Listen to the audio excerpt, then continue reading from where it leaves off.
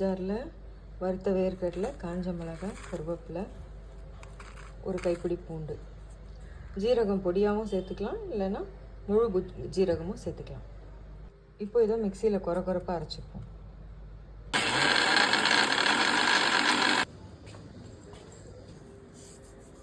Salt, உப்பு, வெங்காயம் இது எல்லாத்தையும் நல்லா மிக்ஸ் பண்ணிப்போம்.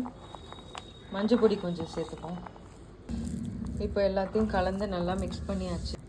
இப்போ இது பர்பல்னு சொல்லுவாங்க, நார்த்தில் நல்லா நிறைய யூஸ் பண்ணுவாங்க. இப்போ இங்கே கிடச்சிது, ஸோ நான் இந்த மாதிரி இதில் ஸ்டஃபிங் பண்ணிவிட்டு இதை நான் இன்றைக்கி பண்ண போகிறேன்.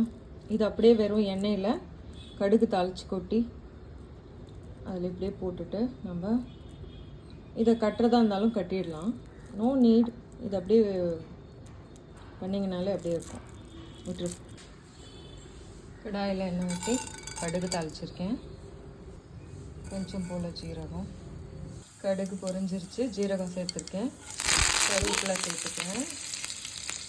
இப்போது இது கொஞ்சம் மீந்திருக்கு, இதையும் சேர்த்துப்போம்.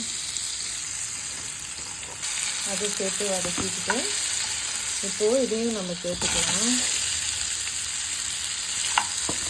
இதை ஓவராக கலர வேண்டாம், அப்படியே கொஞ்சம் நேரம் வச்சுருங்க. சாப்பிட்றதுக்கு நல்லாயிருக்கும், சாப்பாட்டுக்கு வச்சு சாப்பிடலாம்.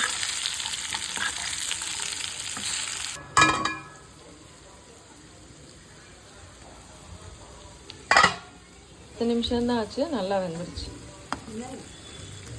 வெறும் மசாலாவே அவ்வளோ டேஸ்டியாக இருந்தது.